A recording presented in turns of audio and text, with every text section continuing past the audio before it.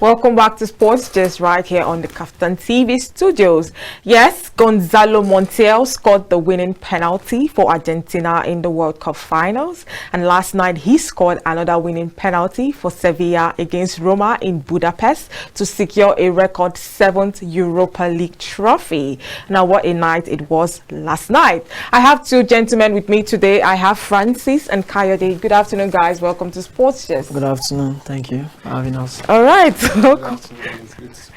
Okay, good to be back. How's the mood?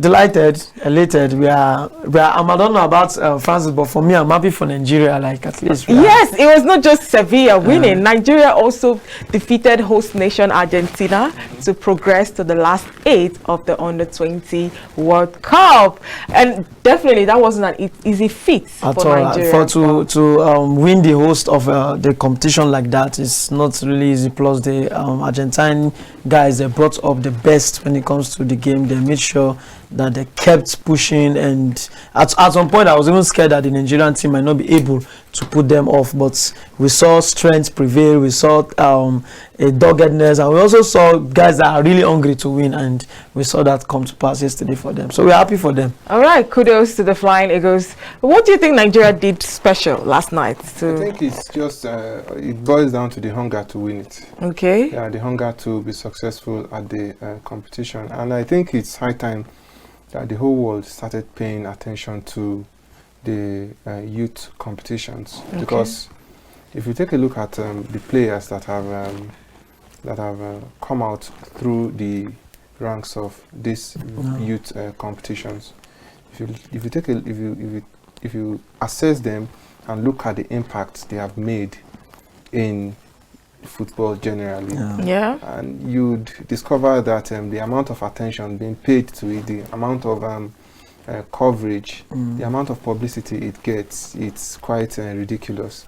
Okay. Yeah, you mentioned the likes of Toni Kroos. Toni Kroos started from under 17 World Cup down to the under 21, down to the Olympics, till he's been regarded as we look at Thomas Muller, we look at Angel Di Maria, we look at Lionel Messi. We can begin to even our Iheanacho. Yeah, even our very own Iheanacho. And we have had in Nigeria, we have had a couple of players that have shown quality at the youth level, but fell off due to poor management and a couple of other reasons, but largely due to poor management and bad decision making. It still goes back to the poor management. Because if the management is proper, you take the right, they'll give you the right advice, and you'll be able to take the right decisions. For me, at this point of the competition, the distance these boys have been able to cover and how much they have been able to show to the world that they can offer. At this point now, I'm beginning to see the bigger picture. I'm beginning to see beyond the competition itself. I'm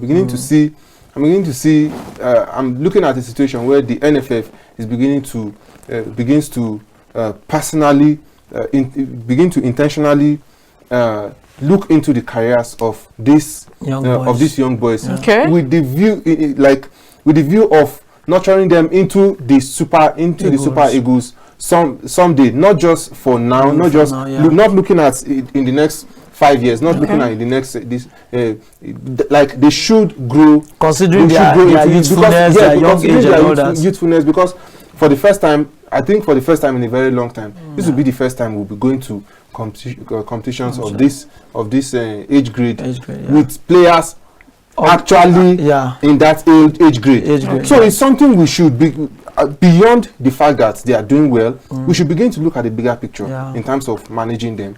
We should begin to look at the bigger picture in terms of trying to watch them grow into the senior team proper. Yeah, and also we will not take away the glory from the coach himself. The coach also, I watched the game. I think throughout the tournament I've been watching that game, and I see a coach that have learned to understand his boys. You know, I think sometimes we're discussing on one of the group chats where we all are in, and I think Francis was the one making that point that there's this relationship Guardiola has with his players. I see that relationship with Mboso or Boso. I see the way he controls these guys. There was a time in yesterday's game where the tension was high, he kept doing his hand like this. Was like, calm it down, calm it down. You know, when both players are on this hot seat, when it comes to maybe this team is losing and the time is against them, you know, anything can happen at that point. Just like we saw at the Europa League game. Yeah, the Europa League. Yeah, yesterday. Yeah, you saw, and at some point we started seeing the Argentines picking up cards because they were already pressured. They were looking for a way to pass through, and the Nigerian defense was not giving anywhere. And the coach was like, he was in charge, and even before the game, he made it clear that they know what to do to win Argentina. And today, he still came out to say the win was normal because they knew what to do. So we won't take that away. And we also, just as you pointed out, let NFF also do something about keeping some of these coaches to be able to hold these guys when they become bigger and better. Definitely. Because when you sack a man like Umboso tomorrow, we don't know what happens when this player moves into a new coach. Sorry to cut you short. Speaking of sacking a man like Boso, Jimmy Agbate, the coach that took the under-17 to the AFCON, that they didn't qualify for the World Cup at all, he has been sacked. You see? Yeah. Yes. What I'm saying is, when someone does well, you give him the credit, and you give him the necessary encouragement for him to do more. If it means incentivizing him to some extent, you do so to give him some kind of push. So if a coach has not done well, if a coach leads a squad to a competition, there are certain factors you look at before sacking a coach. I mean, if you because check ordinarily, just a second. Okay. Ordinarily, I want to use Arsenal as my case study here. All right. It is generally believed that Arsenal bottled the league in the previous just concluded Premier League season. Arsenal went trophyless, right? Chelsea also went I'm coming. Chelsea also went trophyless. Graham Potter was sacked. Arsenal fans thanked Arteta for what he did, even with bottling the league. Why? There are two different scenarios. Because the fans, they could see that there is an obvious progress in the team. They could see that what we had last season is not what we are seeing. What we are seeing right now is an upgrade. And if we continue on this path, there is every likelihood that we'll continue to grow and get to our destination. But it was a different ball game from what we had at Chelsea. Chelsea were not doing well, and there were no signs of change, of progress, signs of changes. Liverpool were abysmal this season, but there was no way Jurgen Klopp could have been sacked because they knew what was on ground. They saw his ability to be able to turn things around. Well, Chelsea has a new manager now. At the tail end of the season. Next season he will turn things around. But for me, sorry, I have to before you move on in the lineup for the show, I have to say this. I don't know if it's proper for the NFF to sack the under-17 manager, because to me this is a young team that's just coming up. There's no way on earth Jimmy Agbaje will be able to get it right on his first move. I'm not saying there are no coaches that can get it right, but I'm only saying there should be opportunities for these people to work with these players. Because for me, I feel the more consistent you are with these players, the better you know them. You know, okay, let's use for example Ancelotti in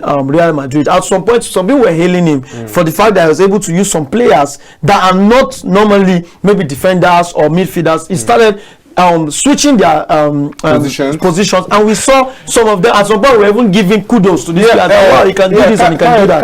I quite share with your sentiments, but then we need to, sometimes in life we need to understand two different scenarios. We need to be able to discern when you are being patient and when you are wasting your time. Okay. All right. Well, let's just end with that. We're still sticking with the Under-20 World Cup.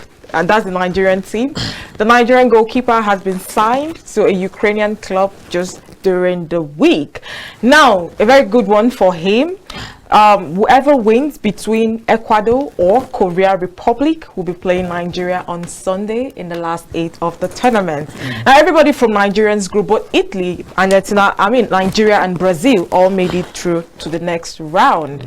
And hopefully somebody from that group is going to win, and I pray it is Nigeria winning. But whichever way, I wish them all the best, and I'm definitely super proud of this team. Well, moving on, the IMC has come out to say that the NPFL can be Africa's best football league. Do you guys agree with him on that? Vivid imagination. You see, so I think it's a popular English saying that say you put your put your mouth where your put your money where your mouth is. Thank you. Okay. So I feel it's possible. Yeah, it might be an imagination but it's possible if the right things have been done. I mean, Nigeria currently is like one of the worst leagues in Africa. Definitely. In Africa, not in the world. Because nothing is being done. And we want to be the best. Because we are just playing, we are not working. So how do we working be the system best? for How it. do we become the best? It's not just saying it. Some years ago, nobody was watching the Arabian League. Okay. Some years ago, nobody was watching. Some years ago, we only knew the Premier League and maybe 2 other leagues. But now these leagues, they built the league. They made a working system. They put money into it. Okay, first I want to know, what do you think the NPFL or the IMs need to do to take Nigerian league to the next level? To take Nigerian league to the next level. You know, there's nothing that needs to be done that has not been suggested. All right. True. More like for the opt-in time. There is nothing. So whatever I'm going to say now is not something that will sound new to anybody again. And I'm just going to use this as an analogy. On my way, sometimes last year, on my way to the office, like this roadside, this fields by the roadside, by the roadside, I think around the Katampe extension here, I saw Nasarawa United training by the roadside. Like their coastal bus was there. Like I had to stop to really confirm. Like, did they just make a stopover and probably to say hello to someone? But they were training there. You can imagine Nasarawa United training by the roadside beside the highway. What happens to stadiums? What happened to stadiums? What happens to... Look, if teams like Zamalek of Egypt, if teams like if the Tunisian league, if teams in Zimbabwe, Zambia, even South African leagues. Let's leave South Africa. South Africa is like Europe. In a league of their own, let's leave South Africa. Let's talk about Ghana. Chelsea. If the Ghanaian league can give stadiums to their players, if the Ghanaian league can build training grounds for their teams, for their players, if Ghanaian league, if they can be sending their clubs on training tours in Europe, that is in Ghana. What stops us from doing so? How much is the prize money? How much is the prize money that the winner of the MPFL received? It's 100 million. 100 million naira. Million naira. Now, how much is the total operating cost that a team gets for the whole season? For the whole season. So the NPFL is a 18-19 team competition. That means you are playing about 36-37 matches per season. We still have in the NPFL now, we still have teams traveling 9-10 hours by road for away matches. Well, that's very sad. I don't know what happened, but the IMC has said it, and maybe they have something in plan to make Nigeria league the best league in Africa, and hopefully one day the best league in the world. Well, moving on, last night Sevilla beat Roma 4-1 on penalties to secure a record 7th Europa League trophy. Now, it was battle of records, if I may say. Sevilla before last night, Sevilla played 6 Europa League finals and they won 6. And for Jose Mourinho, he played 5 European finals. The first one was Porto against Celtic in 2003. The second one was Porto Monaco in 2004. Then the third one was Inter Milan against Bayern Munich in 2010. The next one was Manchester United against Ajax in 2017. Then Roma, Feyenoord last year, and this year they were both fighting for something. Both Jose Mourinho and Sevilla, they were trying to preserve that perfect record. Legacy. But of course, only one person can actually maintain the legacy, and who better to do that than Sevilla? It was a case of the unbreakable meeting the unbeatable. All right. The unbreakable Mourinho meeting the unbeatable Sevilla. Well, I still maintain that if it was Chelsea in that final, we would have won. I maintain that Chelsea on this in their current state right now, the match would have been decided in 90 minutes. In 45 minutes. Thank you. In 90 minutes, because Chelsea would have won 2-1 and will win the Champions League next season. In my mind. Okay, keep playing. Keep playing. She's in her mind. Let's keep playing. Let's give her kudos for that. I think this should remind everyone that nobody is invincible when it comes to football, because it got to a point where it started becoming irritating that some people felt like, Jose Mourinho can never lose a final. It never felt like Pep Guardiola could lose a final till a dilapidated Chelsea defeated him. You don't have to call it that way. Chelsea is not so good. But, I mean, we got to the FA Cup finals, which we lost to Leicester. We're not so bad. No, it didn't. How can a dilapidated Chelsea beat Real Madrid? You guys, like, it just... You see, dilapidated is a bit unfair. A poor Chelsea.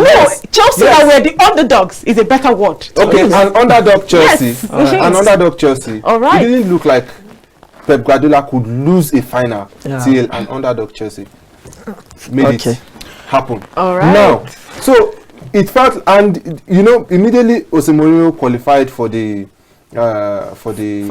finals, and the narrative started flying around.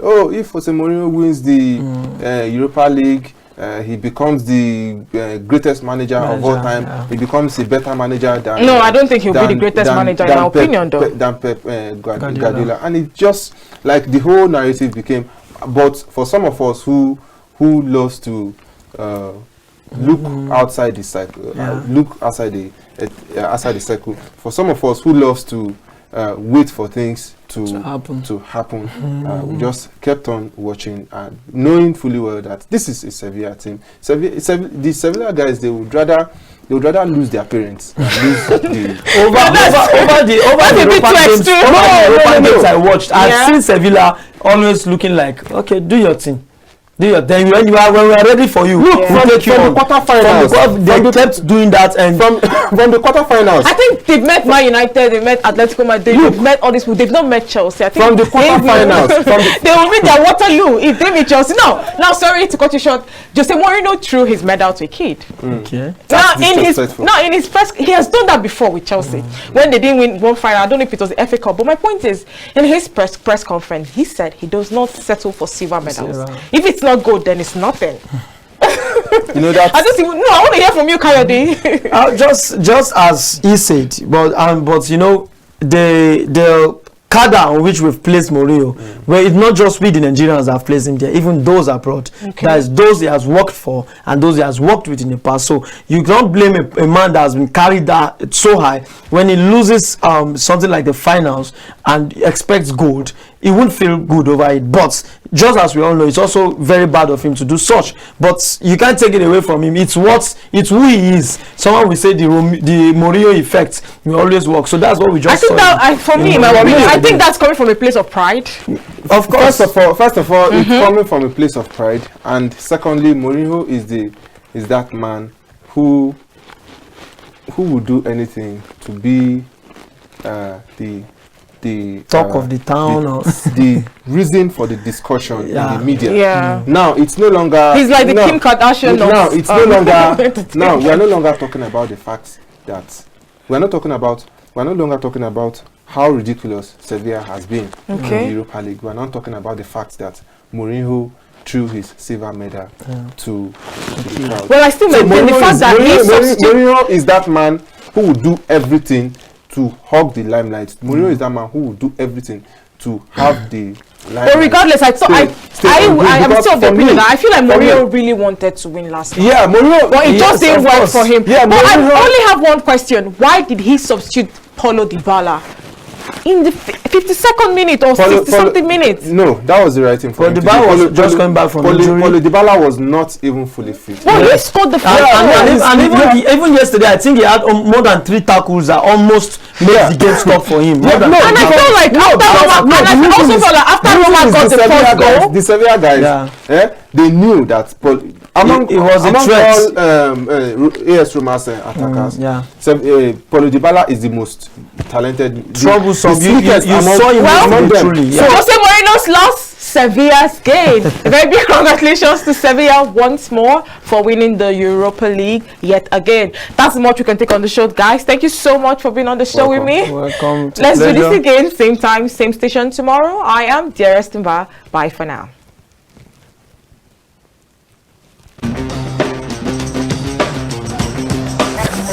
What he really sparkled the best in this league. Edison off his line. Havertz!